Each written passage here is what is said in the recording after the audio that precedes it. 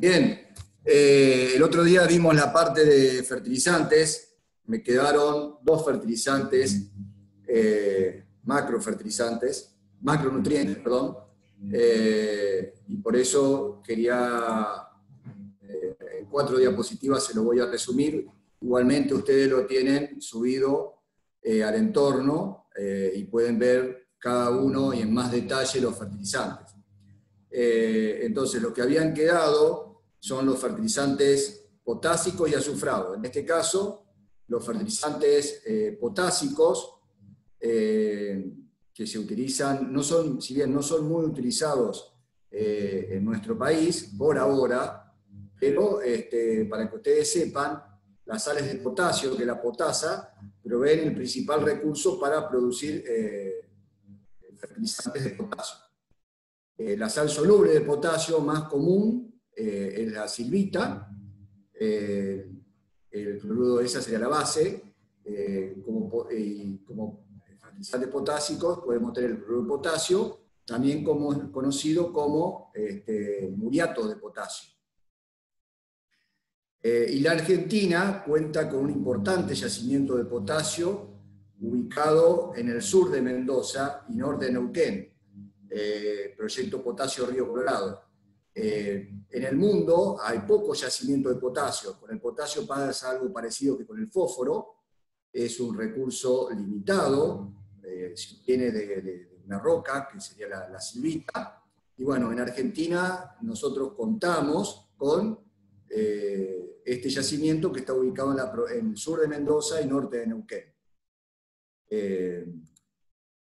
Entonces, estos son lo que ustedes tienen en ese subido al entorno, son los principales fertilizantes potásicos que se utilizan, que podemos utilizar y que cada vez son más utilizados en la zona, o se están haciendo los ensayos en la zona de Entre Ríos y en la zona del Domo Oriental, o sea, toda la zona de la Ruta 11 y especialmente desde Crespo, Gobernador Crespo hacia el norte, donde se han encontrado deficiencia de potasio y respuesta a la aplicación de potasio. Entonces, para suplir estas deficiencias, pueden contar el más comúnmente utilizado, es el que yo les decía, el cloruro de potasio, que se puede expresar, como vimos en la clase anterior, como grado o grado equivalente. En este caso, el cloruro de potasio tiene como potasio 50 de potasio y no tiene otros nutrientes. Si ustedes se acuerdan, el grado se indicaba siempre, comenzaba por nitrógeno, fósforo, potasio, y luego seguían los otros nutrientes, el NPK comúnmente llamado. Después está el nitrato de potasio, que en este caso nos aportaría también nitrógeno, y tiene 36% de potasio y 13% de nitrógeno. Y el sulfato de potasio con 42 de potasio y tiene 18 de azufre. Así que, de acuerdo a lo que ustedes quieran suplementar o fertilizar, pueden elegir entre estas 3 fuentes potásicas que están en el mercado. Como para hacerle lo que yo le contaba sobre las deficiencias de potasio, yo ahí le puse los miliequivalentes de potasio que tienen las distintas series de suelo predominantes en las distintas zonas. Por ejemplo, si ustedes van a la carta de suelo y miran la serie Esperanza, tenemos 2.7 miliequivalentes cada 100 gramos de potasio. La serie Villa Trinidad está en valores de 2, la serie Rafaela 1.6 y fíjense la serie San Justo 0.6, que es una de las series predominantes en todo lo que es el domo oriental de nuestra provincia. También no coloqué aquí la serie Reconquista, pero también está en valores de 0.6 miliequivalente. O sea, naturalmente en esa zona los suelos son más pobres en potasio. A esto si le sumamos la extracción provocada por los cultivos, estos valores están más bajos. Entonces, según información del ingeniero Sebastián Gambaudo, que era el anterior titular de la cátedra, él estuvo trabajando en los años 2012, 2013, desde IPTA, con fertilizaciones con potasio, perdón. Y entonces, por comunicación personal, él me decía que había encontrado respuestas a potasio por debajo de las 300 partes por millón, que equivalen a concentraciones también de 0, llevado a miliequivalentes, 0,77. Algunos otros autores hablan de, si ustedes miran los umbrales, hablan por debajo de 150 o 200 partes por millón. Pues bien, en lotes, esto es un análisis de este año, realizado por un colega, Henry Vicentini, en su campo, en Margarita. Lotes, tenemos un lote con 115 partes por millón, o sea, estamos en 0,29 miliequivalentes cada 100 gramos, y bueno, en ese lote hoy estamos planteando un ensayo. Hicimos otro ensayo en San Justo, con valores por debajo de 254 ppm tenía, pero en un maíz no obtuvimos respuesta a la fertilización. Pero bueno, por eso estamos explorando otros ambientes que son más deficitarios en potasio. Y hay se están realizando una red de ensayos de potasio a nivel nacional, que está organizada por Fertilizar y por Fernando García a la cabeza, digamos. Así que bueno, se están explorando todas estas deficiencias en la provincia de Santa Fe también, en el país y en la provincia de Santa Fe también. Otros datos también de Reconquista tenemos también en estos valores, o sea que toda esa zona es factible de que haya respuesta a potasio. Bien, yendo a los fertilizantes azufrados, son los que nos van a permitir suplir necesidades de los cultivos que tengan de azufre. Recuerden, el azufre está asociado a la materia orgánica, muy asociado a la materia orgánica, entonces es de esperar respuesta en suelos donde la materia orgánica haya bajado, descendido sustancialmente, y en lotes con más historia agrícola. Es muy común, esto se comenzó a ver, las deficiencias de azufre en los años 2000, con investigaciones del ingeniero Martínez, del INTA Casilda, que si bien él trabajó en suelos de muy alta aptitud y de muy buena, de alto índice de productividad en la zona de Casilda, empezó a encontrar respuestas a azufre en lotes con muchos años de cultivos agrícolas y especialmente en cultivo de soja de segunda. Entonces, bueno, ahí comenzaron muchos ensayos y comenzamos a usar en muchas zonas fertilizantes azufrados y bueno, empezamos a ver las respuestas, en algunos lotes sí, en otros lotes no, pero hay respuesta hoy a azufre. Los principales fertilizantes comercializados son el yeso agrícola, que ustedes lo habrán visto como en aguas, como corrector de suelos salinosódicos.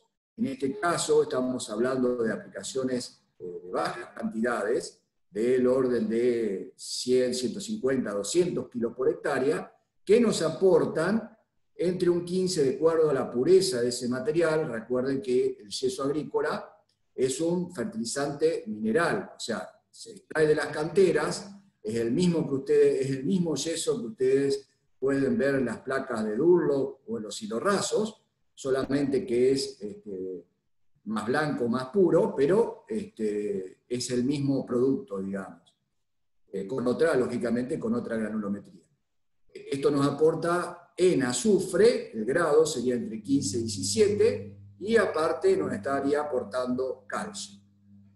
Otros fertilizantes azufrados que también nos aportan, por ejemplo en este caso sulfato de amonio, nos estaría aportando nitrógeno, ya que tendríamos 24 de azufre más 21% de nitrógeno.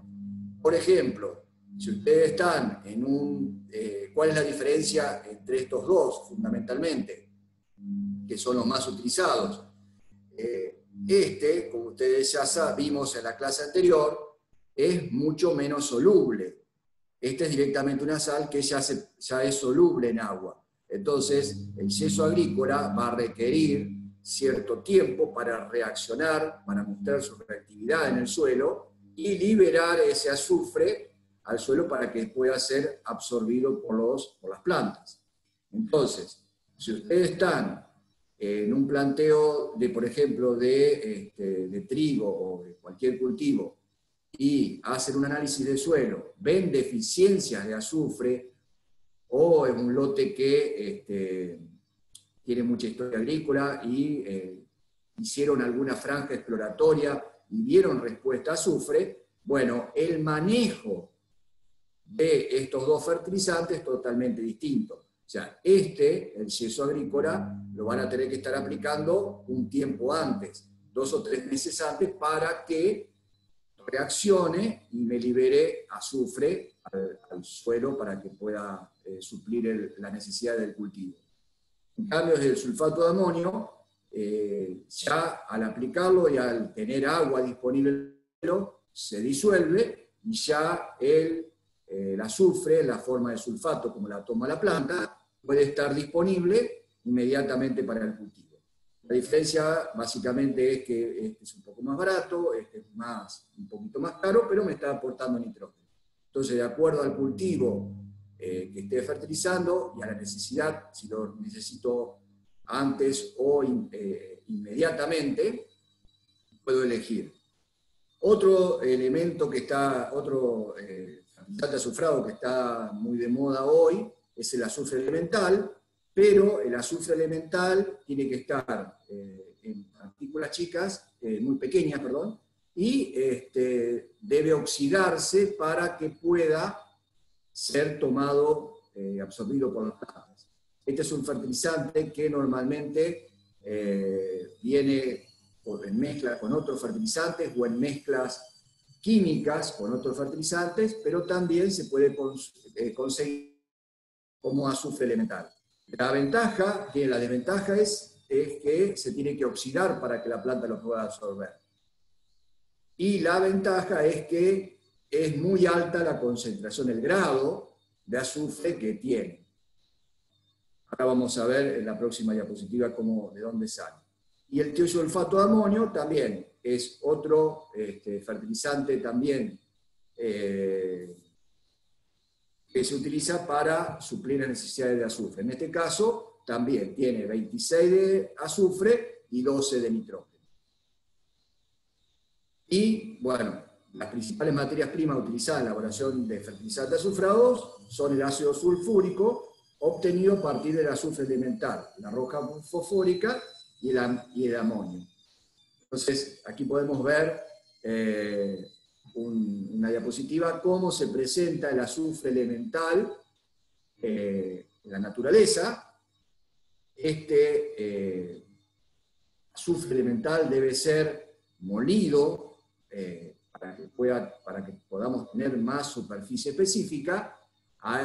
De allí se puede obtener ácido sulfúrico, más roca fosfórica, obtendríamos el que conocemos como superfosfato simple, que lo vimos dentro de los fertilizantes fosfatados, pero este superfosfato simple también, aparte de proveernos de fósforo, nos está proveyendo de azufre.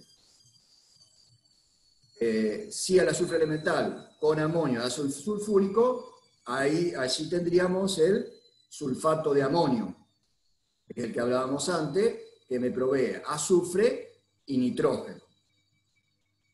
Y el último, que es, como yo le decía, que es un fertilizante mineral, que es el yeso. Aquí abajo pueden ver una cantera de yeso en la zona de la cordillera, Mendoza, San Juan, Neuquén, Catamarca, toda esa zona hay yacimientos de yeso. Y bueno, esos recursos geológicos mineros es el yeso agrícola.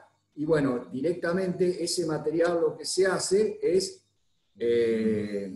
molerlo a una granulometría de 2 a 4 milímetros y se puede aplicar perfectamente como piedrita. Hay estudios que demuestran que no hay diferencias entre hacer este yeso agrícola, llevarlo a polvo y luego peletearlo y venderlo en esas condiciones.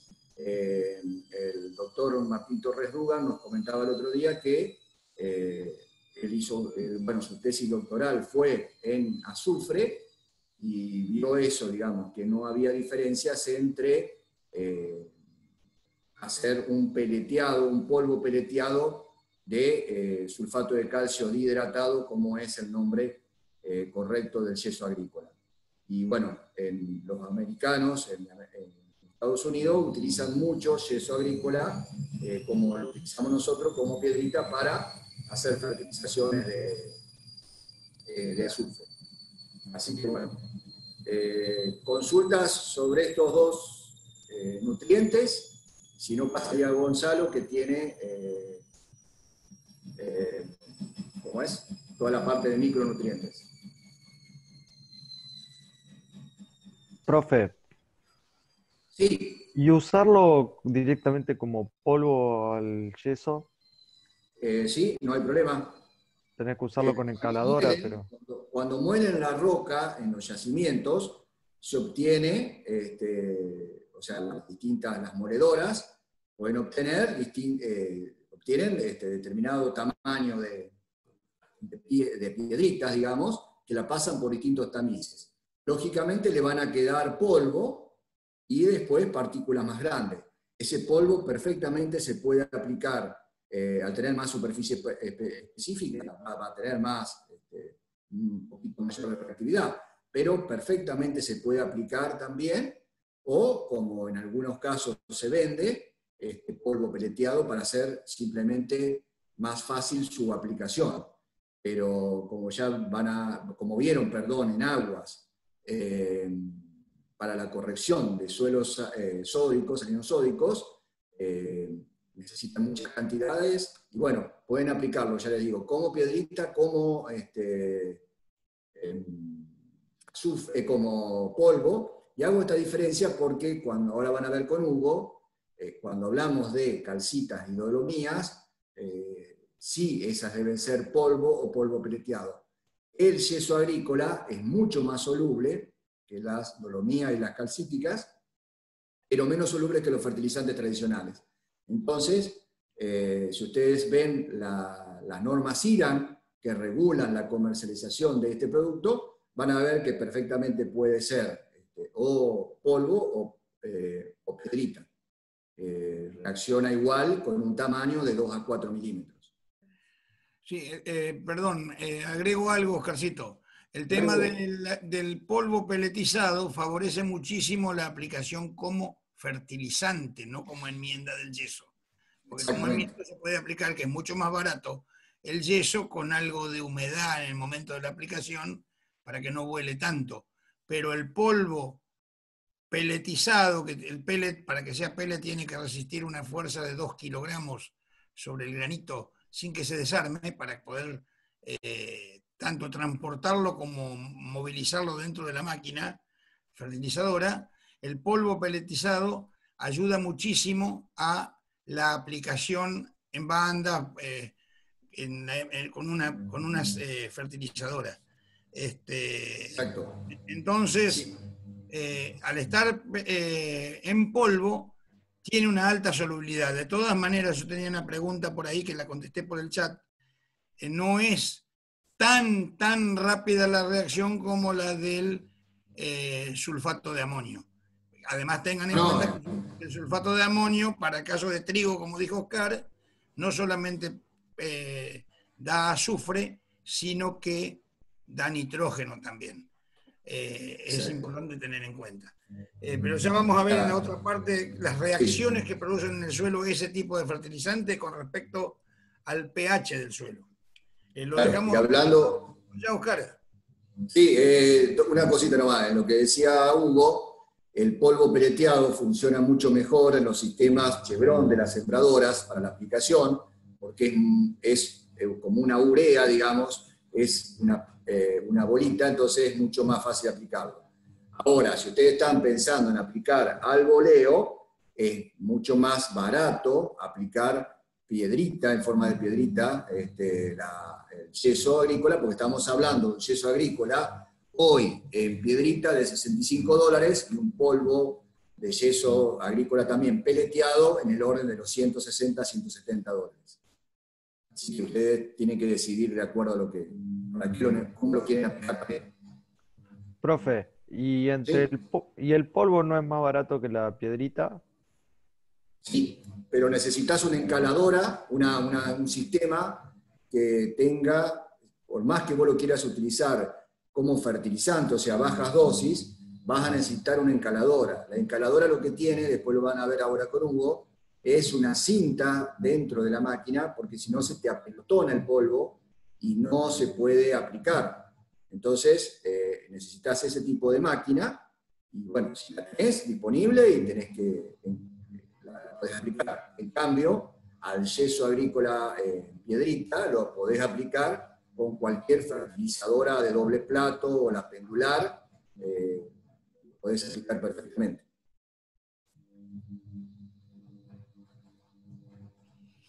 Gracias. Bueno, si no hay más consultas, si no, bueno, cualquier cosa podemos seguir en el... yo estoy disponible para cualquier consulta, pero bueno, le quiero dar paso a Gonza que... Gracias. Buenos días a todos. Mi nombre es Gonzalo Brongaray, soy docente de la cátedra de DAFO y también durante varios años estuve en la cátedra también de tierras y bueno, y hoy regresando también. Así que bueno, ahora voy a dar una presentación sobre micronutrientes. Vamos a hacer algún tipo de introducción y después vamos a dejar más material cargado en el entorno para que puedan seguir explorando el tema, ensayos, etc. Bien, para hacer una pequeña introducción al tema, quería hacer, digamos, un segundito, pongo el puntero. Nosotros, ¿por qué estudiamos los nutrientes? Bueno, básicamente, como ustedes saben, las plantas son 95% carbono, hidrógeno, oxígeno, nitrógeno y un 5% de minerales. Gran cantidad de los elementos, las plantas lo toman desde la atmósfera, ya sea a partir del dióxido de carbono o del agua, pero el resto de los nutrientes o elementos los toma directamente del suelo. Y en el suelo tenemos distintos tipos de elementos que hemos clasificado arbitrariamente, de alguna manera, que son los macronutrientes y los micronutrientes. ¿Por qué los micronutrientes? Porque se necesitan, o la planta necesita en menores cantidades, ¿no? Entonces, dentro de los macronutrientes tenemos los primarios, secundarios y luego tenemos los micronutrientes, ¿no? Se consumen en unidades de partes por millón. Cuando nosotros hablamos de estos elementos que se consumen en kilos por hectárea, estos son en gramos por hectárea, ¿no?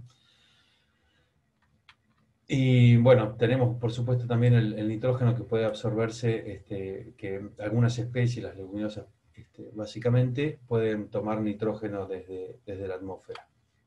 Pero bueno, esta figura básicamente intento mostrar las cantidades de estos nutrientes dentro de la planta. Los micronutrientes tienen una concentración menor, hay menor cantidad de estos elementos, pero sin embargo tienen un rol fundamental, porque sin estos nutrientes las plantas no podrían desarrollarse. Desarrollarse quiere decir crecer, reproducirse, etc. Entonces puse esta como... hay otros nutrientes también que pueden aparecer que no son esenciales para la mayoría de las plantas, pero sí pueden aparecer para algunas especies, como puede ser el cobre, el sodio y el silicio. Digamos, los micronutrientes se consumen en bajas cantidades, pero al igual que los macronutrientes son esenciales para el desarrollo de las plantas. Si el micronutriente no existe, seguramente la planta no va a poder terminar de desarrollarse. Y otra cuestión que tienen los micronutrientes, como todos los nutrientes esenciales, es que no pueden ser reemplazados por otros. O sea, un elemento no puede ser reemplazado por otro. Y entonces a mí me gustaba imaginar, de alguna manera, a los micronutrientes como, si bien tienen una proporción menor dentro de la planta, son de alguna manera los que empujan muchos de los procesos más grandes que ocurren dentro de la planta. Entonces me los imaginaba de esta manera, siendo enlaces entre grandes procesos dentro de la planta. Y ya voy a dar algunos ejemplos concretos de esto. Entonces, ¿por qué son esenciales? Porque su deficiencia impide a la planta completar su ciclo vital, la germinación, el crecimiento, la reproducción, o sea, todo el desarrollo de la planta. No pueden ser reemplazados por otro elemento y tienen una función biológica que es insustituible. Respecto a, ya yendo hacia el suelo, esto también son de alguna manera clasificaciones arbitrarias, ¿no? Pero podemos clasificar a los nutrientes en función de su movilidad, ¿no? Qué tan móviles son dentro del suelo, y tenemos algún grupo donde está acá el nitrógeno, azufre, potasio, boro, y los inmóviles, aquellos nutrientes que tienen menor movilidad. Y fíjense que la mayoría de los micronutrientes aparecen como inmóviles. Y dentro de la planta también aparecen, fíjense, nitrógeno, fósforo, potasio, en general aparecen como móviles, magnesio, molibdeno, pero los micronutrientes, junto con calcio y azufre, aparecen en general como inmóviles. ¿Y por qué? Como les dije, estos son clasificaciones de alguna manera arbitrarias, porque digo, en algún momento hay que definir la movilidad de un nutriente, pero en general son así. ¿Y para qué nos interesa saber la movilidad de un nutriente? Porque de alguna manera nos permite identificar cómo se manifiestan las deficiencias de esos nutrientes, ¿no? Entonces, aquellos nutrientes que logran movilizarse dentro de la planta, van a poder traslocarse desde hojas viejas a hojas jóvenes y manifestar las deficiencias en las hojas viejas, ¿no? Porque se movilizan, y las deficiencias de estos nutrientes, nitrógeno, fósforo, potasio, azufre, en general los vamos a encontrar en las hojas viejas. Mientras que los nutrientes que no son móviles dentro de la planta, seguramente cuando la planta es más pequeña y aunque haya pocos nutrientes en el suelo, esos nutrientes se pueden absorber cuando la planta es pequeña, pero ya cuando la planta crece, los nutrientes empiezan a agotarse en el suelo y las deficiencias se expresan en las hojas nuevas, ¿no? Entonces es importante entender lo de la movilidad para saber dónde se expresan las deficiencias. Entonces, como vemos en este caso, la mayoría de los micronutrientes, o los micronutrientes en general, se expresan las deficiencias en las hojas más jóvenes. Bien, voy a comentar ahora sí algunos de los elementos, el hierro y cómo son las deficiencias. Fíjense, estos son hojas con deficiencias de hierro. Hay algunos casos. En general, la región pampeana, el hierro es un elemento abundante. Vamos a ver luego cómo están los contenidos de cada uno de los elementos en los suelos de la región pampeana, pero pueden haber casos de inducción de carencia de hierro inducidas por alcalinidades sódicas, ¿no? La competencia, muchos de los problemas que tienen los micronutrientes es la competencia, ¿no? Dentro del suelo por la absorción por sitios de absorción dentro de las raíces.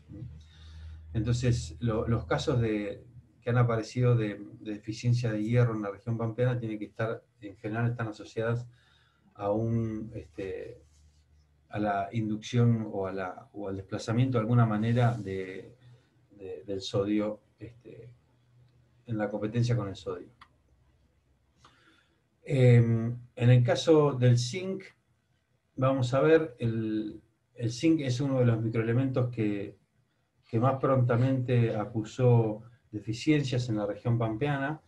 El zinc hay mucha relación con la materia orgánica. Fíjense, este gráfico son muestreos de suelo de algunas localidades de la provincia de Santa Fe, donde veíamos lo siguiente. Fíjense, por debajo de 2,5 de materia orgánica, encontrábamos que los suelos en general tenían menos de una parte por millón de zinc disponible. ¿Por qué marcaba una parte por millón? Porque es generalmente el valor crítico que se toma para definir como deficiente este micronutriente en el suelo. Entonces, suelos con menos de 2,5 de materia orgánica aproximadamente tenían deficiencias de zinc. Entonces vemos una relación estrecha entre el contenido de materia orgánica y de zinc en esos suelos. Estos son datos de Pergamino y una localidad también cerca del norte de la provincia de Buenos Aires, donde tomaron muestras para hacer ensayos. Gustavo Ferrari, investigador del INTA Pergamino, y en los ensayos de maíz de primera, maíces de segunda, en los mismos lotes, medía zinc en estos dos sitios, y en general encontraba que los contenidos de zinc solían ser deficientes en la siembra de maíces temprano, pero no así en la siembra de maíces tardíos. Fíjense que esto básicamente está explicado por el ciclo de la materia orgánica. Mencionamos anteriormente el nexo que hay entre el zinc y la materia orgánica.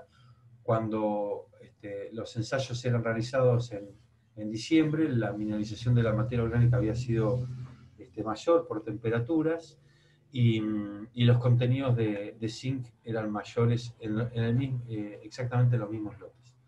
Entonces hay un efecto de la fecha de siembra, de las temperaturas del suelo, de la mineralización de la materia orgánica respecto a la disponibilidad de zinc que podemos tener a la siembra de un cultivo. Otra cuestión con el zinc, que hay algunos ensayos. Los primeros ensayos que aparecieron con esto fueron en Río Cuarto, donde en la universidad empezaron a hacer ensayos con fertilización de fósforo, y en general encontraban deficiencias de zinc en los suelos que había, en donde fertilizaban con fósforo, ¿no? En ensayos con distintas dosis de fósforo, a medida que aumentaba la dosis de fósforo, aparecía el síntoma de deficiencia de zinc en las plantas.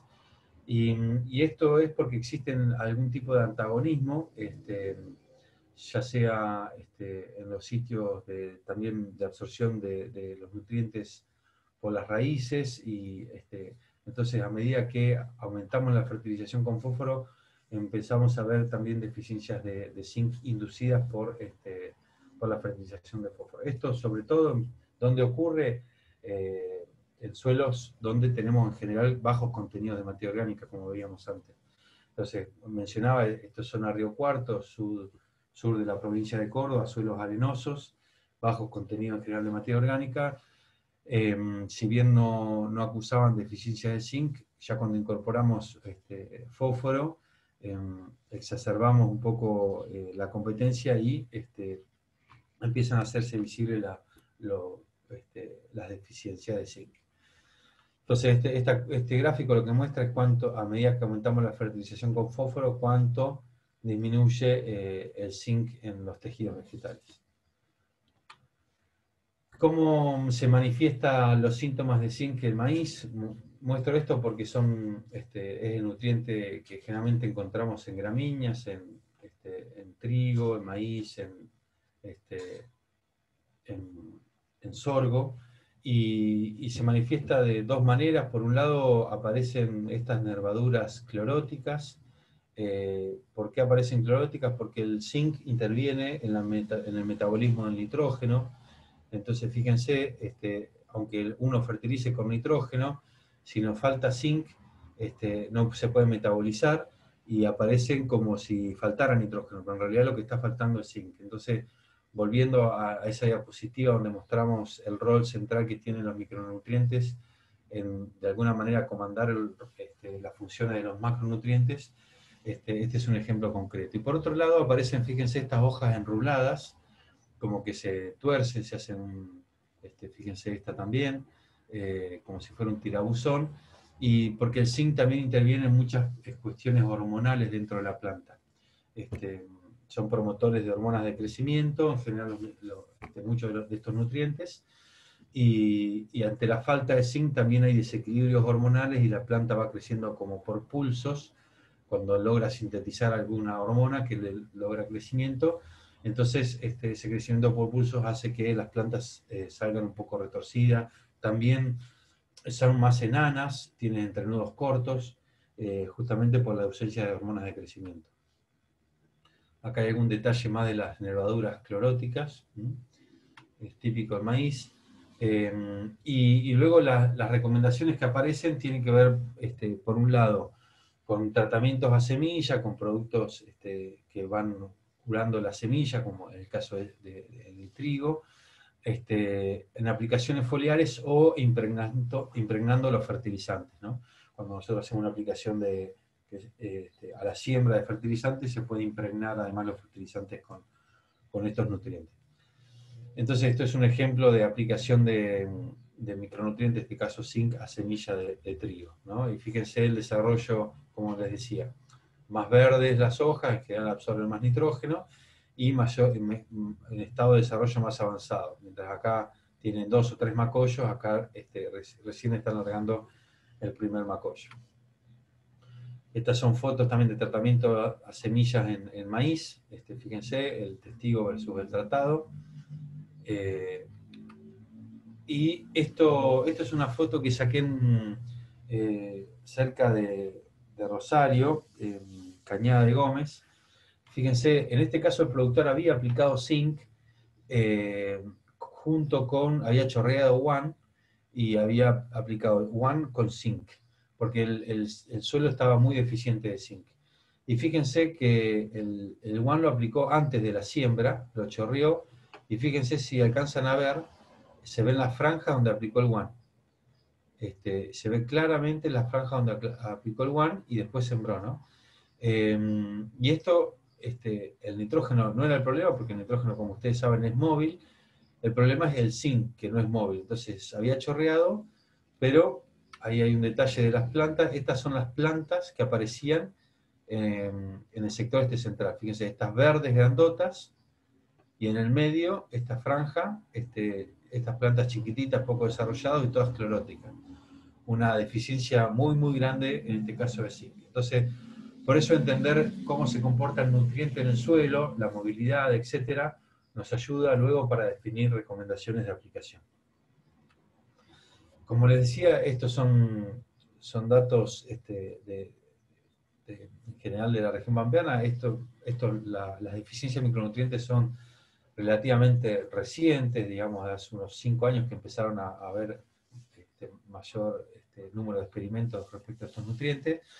Pero ya hay algunas curvas que nos indican que para la región pampeana en general, alrededor de 1,2, en este caso 1,06 partes por millón es el nivel crítico para maíz.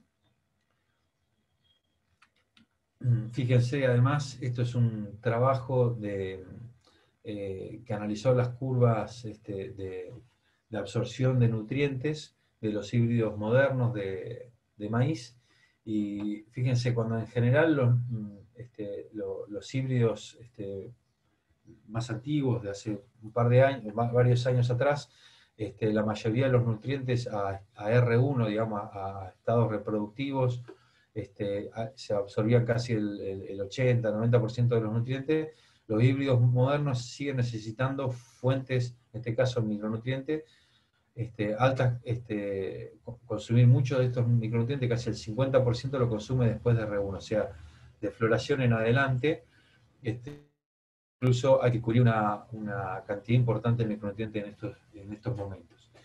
Y si pensamos que a partir de estados reproductivos todas las especies en general tienden a desarrollar menos el sistema radicular, porque ya se empiezan a encargar de crecimiento aéreo, de formación de flores, frutos, y si ya las plantas dedican mucha menos energía al crecimiento de raíces, y todavía nos queda consumir la mitad de los nutrientes, de un nutriente que no es móvil, imagínense las deficiencias que se pueden generar en estos estados. En general, difícil de evidenciarlas, pero pueden aparecer sobre todo, vamos a ver algunas fotos, en el llenado de granos, etc. Entonces,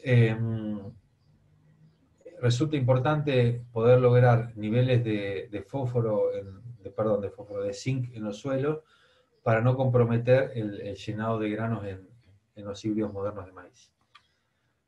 Bien, voy a hablar de otro microelemento que tiene mucha relación con el anterior, con zinc, que es boro. ¿Y por qué? Como les mencioné anteriormente, los micronutrientes en general tienen que ver con la síntesis de hormonas. En este caso, el zinc tiene o colabora en la síntesis de la auxina, una hormona de crecimiento, y el boro bloquea la degradación, como si fuera una bañadera, digamos, la planta. El zinc inyecta auxina a la planta, y el boro evita que se degrade la auxina. Es como el tapón que evita que la auxina se degrade. La auxina se degrada muy fácil, con temperatura, etc. Entonces el boro de alguna manera protege la auxina de la degradación.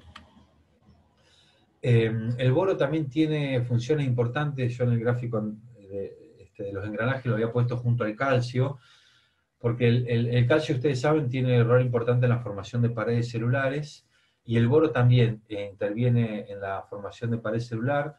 Esto es una foto de un corte transversal de una planta, Phloema xylema, con boro y sin boro. Fíjense, el testigo sin boro, las paredes celulares más finitas, en general células más chiquitas, porque al no poder desarrollar la pared celular, las células se mantienen más chiquitas, mientras que, fíjense el tamaño del xilema cuando aplicamos boro. Entonces, tienen funciones de acompañamiento a los macronutrientes, y funciones fundamentales dentro de la planta. También del desarrollo del tubo polínico, lo van a ver, escuchar muchas veces el rol del boro en la floración y el desarrollo del tubo polínico. Fíjense, esto son fotos de testigos sin aplicación de boro y con aplicación de boro. En este caso el tubo polínico, el grano de polen, el tubo que se va avanzando, como de alguna manera se atrofia, pierde la dirección por falta de boro, y en este caso crece normal. Y eso es desde el punto de vista fisiológico. Cómo lo vemos de alguna manera de forma clínica en las plantas. Fíjense, en este caso el boro generalmente aparece asociado a plantas que florecen mucho, ¿no? Que tienen muchas flores, como por ejemplo el girasol, que tiene muchísimas flores en esta flor compuesta. Y acá vemos los dos ejemplos, ¿no? Cómo el desarrollo hormonal, cómo la planta tiene algún desequilibrio hormonal, que la flor sale un poco atrofiada, y la formación de la pared celular. Fíjense en este caso, este capítulo, que por falta de boro, calcio, etc., logra el quiebre y la pérdida de este capítulo. Ensayos en la región, hay unos ensayos que realizó Juan Manuel Orsellet en la zona de San Justo, y fíjense también ligado el boro a contenidos de materia orgánica. Fíjense la respuesta a estos contenidos de materia orgánica en el suelo y la respuesta que tuvo a la aplicación de boro en girasol. En general las respuestas fueron mayores en suelos con menos de 2,5-3% de materia orgánica. Otra cuestión importante de la relación del boro con la materia orgánica tiene que ver con que, o en general con los micronutrientes de la materia orgánica. El zinc, por ejemplo, el zinc y el boro, es que al estar en muy bajas cantidades en el suelo, en general también necesitan de cargas, ¿no? Ustedes saben el rol que tiene la materia orgánica en la formación de la capacidad de intercambio catiónico. El boro, fíjense, es un catión que es muy parecido al calcio, entonces nosotros necesitamos tener un complejo de intercambio generoso, digamos, con mayores cantidades de cargas para poder retener la mayor cantidad de nutrientes de rápida disponibilidad para las plantas. Como decía, en general el boro aparece asociado a especies que tienen mucha floración. La soja es otro de los cultivos que florece mucho, tiene muchas flores. Y fíjense también la disponibilidad de boro según fechas de siembra de soja. Y el boro también aparece con estos síntomas en soja, ¿no? Pareciera esta forma acartonada, lo veíamos anterior en este gráfico de girasol, que el tejido se vuelve quebradizo. También en las hojas de soja lo vamos a ver como medio acartonado, que no son flexibles, son medias duritas. Esta forma de la hoja como acucharada, como si fuera un problema hormonal de un herbicida, pero en realidad son deficiencias de boro, que también se confunden con un herbicida hormonal que puede estar afectando. Hablábamos sí. Y ahí en ese caso, ¿cómo te das cuenta la diferencia? O sea, si es un hormonal o es por una deficiencia de boro. Bueno, ahí hay que investigar para atrás a ver qué es lo que se hizo, ¿no? Ver si... generalmente los herbicidas, ¿cómo nos damos cuenta si es una deriva? Por ejemplo, si uno va al lote y encuentra que el vecino está en barbecho, o tiene un maíz que uno intuye que puede haber aplicado algún hormonal que puede estar afectando al lote de soja vecino, y va a haber un gradiente, ¿no? Cerca del vecino más afectado, lejos del vecino no hay afectación. Entonces, uno va al lote y ve un gradiente, puede estar asociado a alguna deriva de algún herbicida, o algún tanque mal lavado, si es más parejo, y los micronutrientes en general aparecen más por sectores, tipo en parches donde puede aparecer mayores deficiencias. Entonces hay que hacer un poco, si uno llega y encuentra ya los síntomas, de esa manera. Y la manera más común, en general, con los análisis de suelo, ¿no? Previo a la siembra, uno debería detectar con análisis de suelo los niveles de cada uno de los nutrientes. Y un par de recomendaciones más que vamos a ver sobre el final, ¿no? En este caso también, como les decía, fíjense el desarrollo del tubo polínico, importante para el maíz, donde tiene el tubo polínico tiene que atravesar, digamos, largas longitudes de los estigmas en el caso del maíz. Entonces la importancia también del boro, incluso en el llenado, primero en la fecundación de los granos de maíz. También hay algunos ensayos en la zona con respecto a esto, con respecto a boro en soja, en este caso también impactando sobre el número de nódulos en general y sobre el rendimiento. Estos son datos de la aplicación de micronutrientes en alfalfa.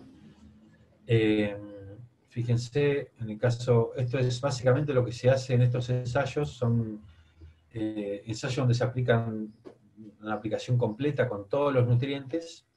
Este es el completo, este es el rendimiento en tonelada de materia seca de este ensayo, y luego se empieza a sacar de a uno los nutrientes.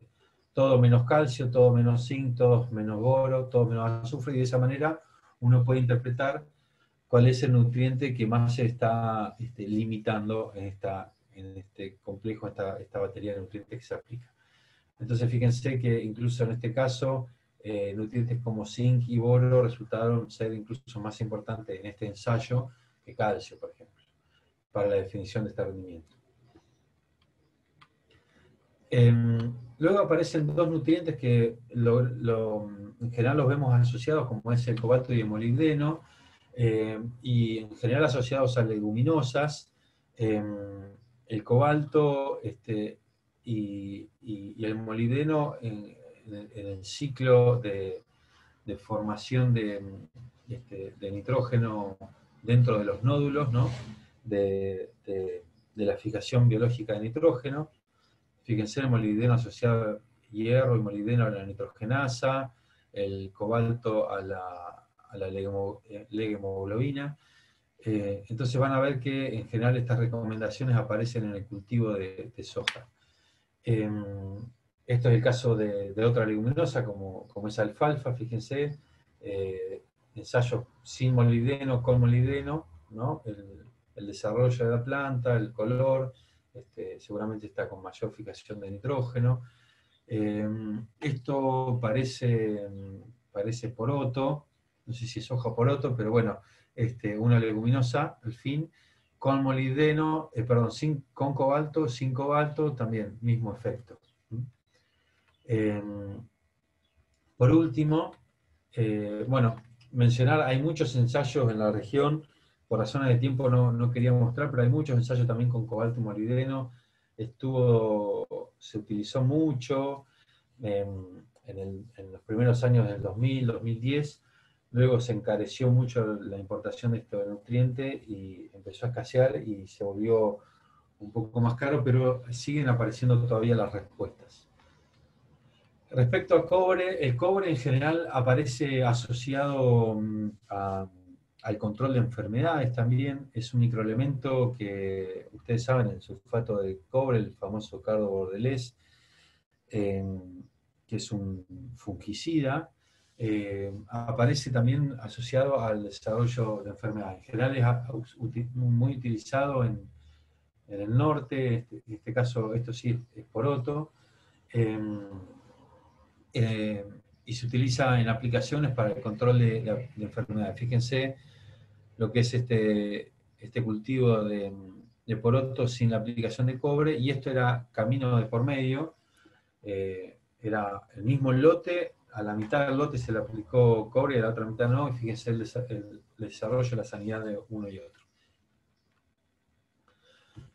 Por último, voy a mostrar algunas cuestiones de disponibilidad de nutrientes en el suelo. Este es un trabajo de María Eugenia Carrizo, docente de la cátedra, donde evaluó la disponibilidad, contenidos totales, pseudo-totales le llamaba, porque, bueno, analizó lo máximo que pudo extraer del suelo de cada uno de los nutrientes, de cobre, hierro, manganeso y zinc. Fíjense las cantidades de cada uno de los nutrientes, estamos hablando de partes por millón en el suelo, 14 partes por millón de cobre, 14.000 de hierro, 750 de manganeso, 60 de zinc. Y lo que vemos en esta figura son las fracciones de cada uno en el suelo. Intercambiable, o sea, básicamente lo que está más disponible, reducible, oxidable y el restante, digamos, lo que no estaría rápidamente disponible. Entonces, fíjense, en general, el hierro, fíjense, tenemos grandes cantidades, pero mucho de ese hierro no está disponible. Y bueno, y así para cada uno de los nutrientes. Los invito luego a leer el trabajo para entender un poco más. Hay una relación estrecha también entre las relaciones y las cantidades. Y ya yendo a escala más regional, estos son mapas que realizó el INTA, lanzó el año pasado en el Simposio de Fertilidad, y se hicieron muestreos en toda la región pampeana, en suelos prístinos, digamos, suelos sin historia agrícola, y se hicieron muestreos en suelos con historia agrícola en el 2011, y luego se repitieron los ensayos en el 2018. Este es el caso de manganeso, donde en general no aparece como limitante en la región pampeana, salvo esta zona, que en general son los suelos más arenosos, que están apareciendo algunas limitantes. Este es el caso del hierro, como les decía, no es limitante en general en la región pampeana el hierro, salvo alguna deficiencia inducida concreta.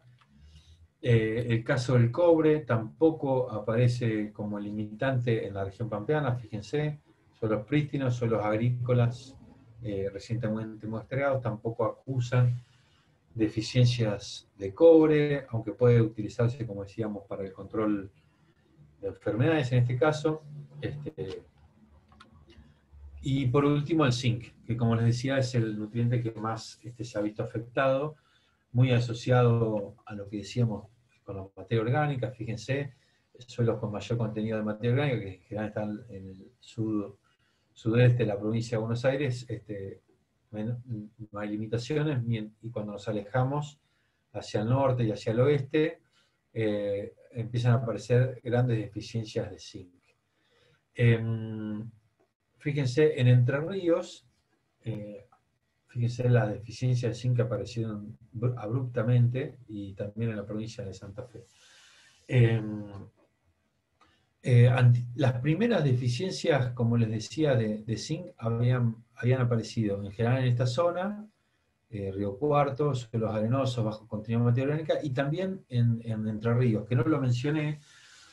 También hay mucha competencia de este elemento, el zinc, en el complejo de intercambio con el calcio. Entonces, ustedes saben que hay mucho carbonato de calcio en los suelos de Entre Ríos.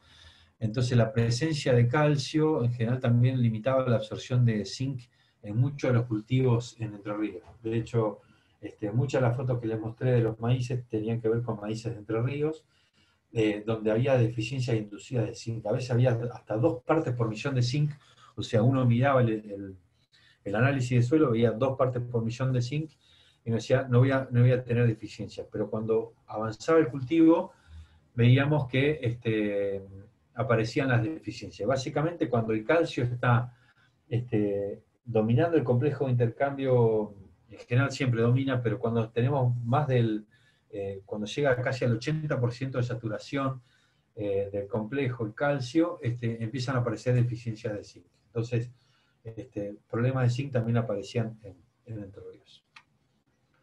Esto es un muestreo que realizamos a distintas profundidades, además de distintos sistemas, en tambos, en suelos agrícolas, en pasturas, etc. Y fíjense las deficiencias, analizamos 2 microelementos, cobre y zinc. Fíjense las deficiencias de zinc respecto a los sitios vírgenes. Estos fueron sitios desparramados por la región pampeana. Incluso hasta profundidades como 60 centímetros veíamos deficiencia importante de zinc. Recién Oscar les habló de potasio, también veíamos algunas caídas no muy importantes de potasio en superficie, pero fíjense en profundidad, ya caía hasta del 30-40% de los contenidos de potasio en profundidad. Y ni hablar de zinc, y caídas de hasta el 60% de los contenidos respecto a los suelos prístinos, que son las líneas azules. Otra cuestión que afecta en general a los nutrientes, y también, por supuesto, a los micronutrientes, que no mencionamos, pero obviamente cuando veamos el tema específico de pH, es que en general la disponibilidad de todos estos nutrientes están también relacionados con la alcalinidad o acidez de los suelos. Entonces me parecía importante también concluir con esto, ¿no? Que por pH debajo de 5 en general empiezan a aparecer también deficiencias de muchos de estos nutrientes. Entonces, algunos tips o claves para el diagnóstico de micronutrientes. Decíamos factores propios del suelo, baja disponibilidad, ¿no? Hacemos un análisis del suelo, aparece baja disponibilidad de nutrientes en el suelo, bajo contenido de materia orgánica, y pH fuera del rango óptimo. Factores propios de un ambiente predisponente, antagonismo entre nutrientes, ¿no? Entender que los micronutrientes en general también están afectados por el antagonismo con los macronutrientes, y en periodos de estrés,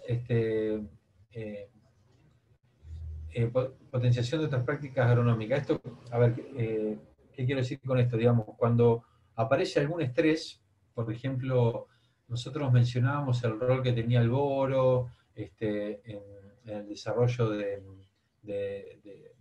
las paredes celulares, de los xilemas, etc. Cuando aparecen periodos de estrés se potencian las deficiencias de estos nutrientes, o se ven más acentuadas, porque son justamente los encargados de producir cambios fisiológicos importantes en las plantas. Por ejemplo, apertura y cierre de estomas, conducción del agua, de desarrollo de paredes celulares, floración, etcétera, etcétera. Entonces, aparecen exacerbados muchas veces en momentos de estrés la aparición de estos síntomas.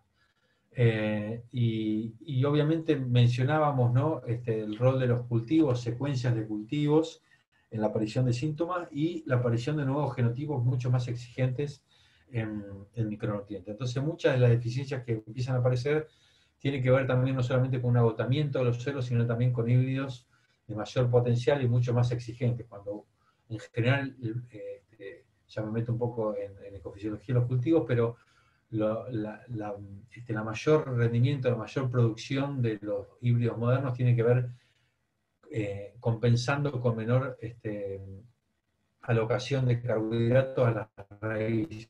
Entonces, los híbridos, en general, lo que ha habido, hay un cambio en los índices de partición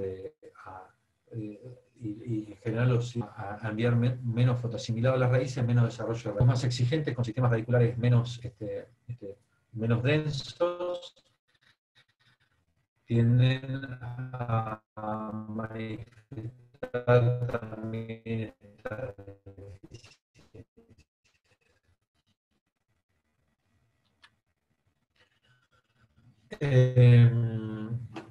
Y aquí hay una tabla que puede servir como y en qué cultivos en general encontramos esta deficiencia, ¿no? Hablamos de molibdeno, de las leguminosas, del zinc y las gramíneas, del boro y especies que florecen mucho, fíjense, alfalfa, trébol, girasol, colza. Y no hablamos mucho, pero también el cloro, hay algunos ensayos de aplicación en trigo, también asociado a enfermedades. El cloro también tiene algún rol en el control de enfermedades, y hay ensayos de aplicación de respuesta al cloro, pero en general es difícil desagregar estos ensayos porque también aplican potasio, entonces es difícil diferenciar a dónde se encuentra la respuesta. Les dejo también la tabla de requerimientos para los principales cultivos de micronutrientes, para que puedan hacer los cálculos de las necesidades, por ejemplo, no sé, de maíz y zinc, un nutriente que hablamos mucho, en general necesita 50 gramos por tonelada, entonces imagínense un maíz de 10 toneladas de grano, necesita alrededor de medio kilo de zinc, o sea, estamos hablando de, cuando aplicamos 200, 300 kilos de urea, estamos hablando de 500 gramos de zinc. Entonces, cuando son cantidades muy pequeñas las que hay que aplicar, el método de aplicación es muy importante. Y entonces, las tecnologías de aplicación que aparecen al suelo en forma foliar y en forma de semilla, ¿no? Al suelo, básicamente, es la forma de aplicación de macronutrientes. Pueden aparecer también de incorporar micronutrientes impregnando los macronutrientes. Hay problemas de distribución cuando hacemos alboleo, veíamos el caso o en cobertura total, cuando veíamos esa aplicación de One con zinc, que en general teníamos problemas de distribución. En forma foliar, también puede ser una vía. Hay que ver mucho la efectividad de ese fertilizante, del momento de aplicación, de las condiciones ambientales, etcétera, etcétera, y el riesgo que puede haber de fitotoxicidad ante un exceso de aplicación, ¿no? En general, los micronutrientes tienen curvas, las famosas curvas de deficiencia, suficiencia y ya toxicidad, que son muy pequeñas, o sea, elementos como boro, por ejemplo, que una vez que alcanzan la suficiencia, rápidamente pueden llegar a ser tóxicos, entonces hay que manejar muy bien el tema de las dosis. El tema también de aplicaciones a semilla, que está adaptado más que nada al tratamiento profesional de semilla. Cuando ya viene la semilla preparada por el semillero, es muy difícil luego la aplicación en semilla. Y tampoco se pueden aplicar altas dosis, hay una cantidad máxima que uno puede impregnar la semilla, uno no puede poner 20 litros de un producto a a una bolsa de maíz. Básicamente uno tiene que hablar de dosis muy pequeñas, de 500 centímetros cúbicos hasta máximo 1 litro, dependiendo el tipo de semilla. Entonces hay cantidades máximas que uno puede incorporar a la semilla. Entonces, como resumen de la charla de esta clase de micronutrientes, tiene que ver con que el hierro en general es abundante, puede haber algún caso de falta de disponibilidad por pH. Vimos que el zinc es el micronutriente más degradado y aparece con grandes respuestas en gramíneas. El rol del boro en la floración y cuaje en general con respuestas en girasol y en soja. Y el cobalto y el molibdeno, importante para la formación de la hemoglobina, nitrogenasa, nitrato reductasa en leguminosas. El cobre asociado al control de enfermedades, lo mismo que el cloro. Aunque, como les decía, hay poca información, lo poco que hay es más al sudeste de la provincia de Buenos Aires, asociado a la aplicación con fungicidas en trigo y cebada. Así que bueno, no hay mucho más. No sé si hay alguna pregunta o algún comentario del resto de los docentes para sumar. Les dejo ahí el mail, medios de contacto, y les voy a dejar, por supuesto, la presentación.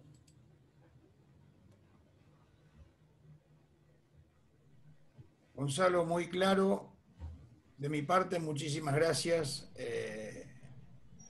Muy clara tu presentación. No sé si los chicos tienen alguna pregunta para Gonzalo.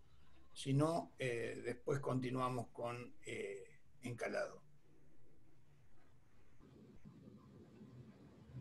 El material de Gonzalo ya está subido al entorno y está también subida en una carpeta, lo que me pasaste, Gonza, de todos los trabajos de los cuales vos armaste la presentación. Así que si quieren verlo más en detalle, está todo subido ahí.